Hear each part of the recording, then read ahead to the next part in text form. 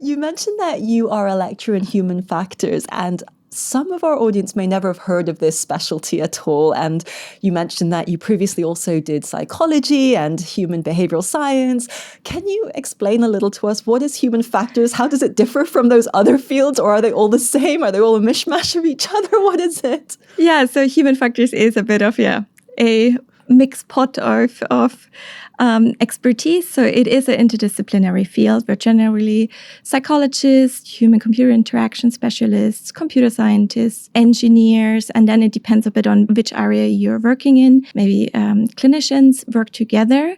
And the idea is that we're not only focusing on one aspect, only the technology or only the human, but we are actually taking a systems perspective. So how do humans interact with these systems, with the technology, with the environment, and how does all of these aspects influence our human behavior, our performance, and how does the system leads to error. So it comes very much out of a focus on errors and how can we prevent errors. It comes mostly from, or a lot of the high-level research comes out of aviation and other safety critical environments. The findings were that a lot of these major incidents and errors happened not because an individual did something wrong, but actually because the system was set up that these errors would happen over and over again. One example that I like to use that is I think everybody can relate to, is the setup of your stove and how the combination of the knobs and the stoves, how they interact. Yeah. And everybody probably have had a stove where they always turn on the wrong stove because the switch is not at the right place. It's not intuitive.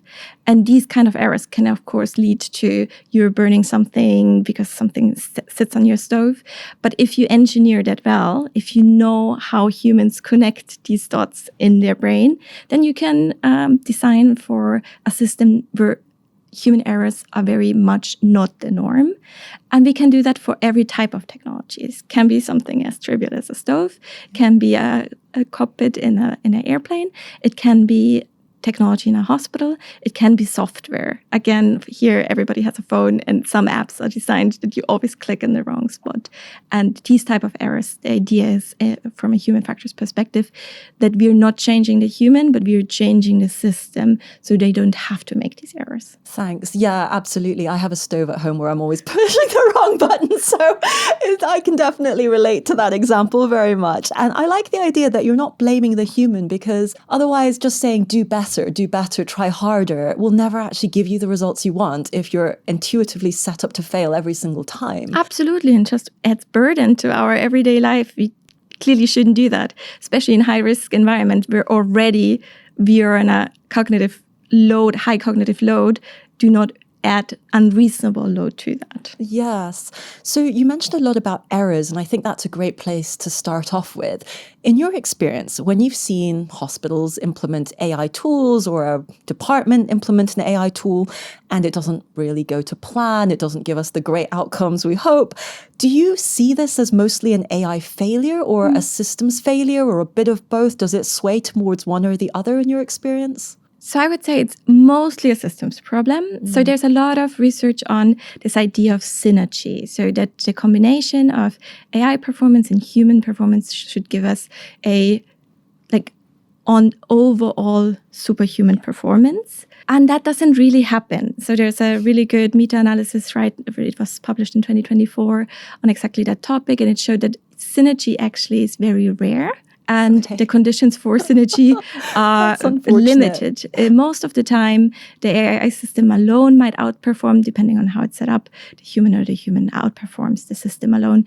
And we're not really benefiting from each other. And we've also seen that in some of our experimental studies, that we see both the tendencies of humans to over-rely on incorrect advice, but also under-rely on correct advice. And so that's why we often don't see this synergy effect, because it can go in both ends that you follow incorrect advice. And there are mechanisms here clearly that can help to for both processes to occur less. But then the question is also, does it make sense for both of us to more or less do the same task and expect that leads to better performance?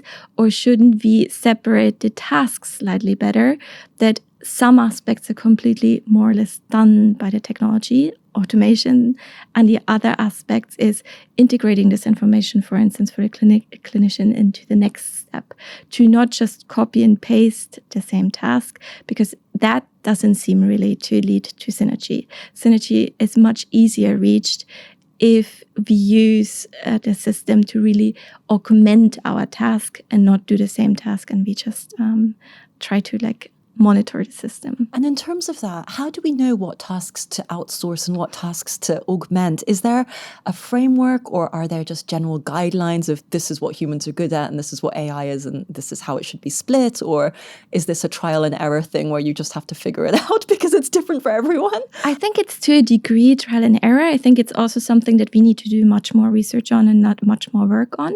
I think we know that some tasks humans are just not that good at. So for instance, doing the same repetitive task over and over again, and that requires us to have a lot of vigilance and a lot of monitoring. We are not particularly good at that. Our cognitive system is not really set up to do that. That is a classic automation task.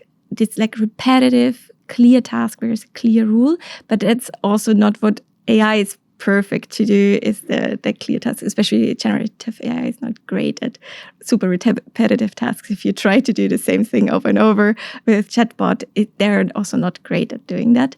But there are other more rule-based systems, and maybe we can also talk about that, what type of AI are we talking about, or what type of automation. I think not every task that we should automate needs to be done by an AI, but some rule-based systems would be perfect for doing that. Then, of course, we could talk about the classic human traits like creativity, where there's even a philosophical question, can a system be creative, or is this a true human ability? But I think we should also maybe ask ourselves, which tasks do we want to do? Where do we find meaning? Where do we think we are really adding value?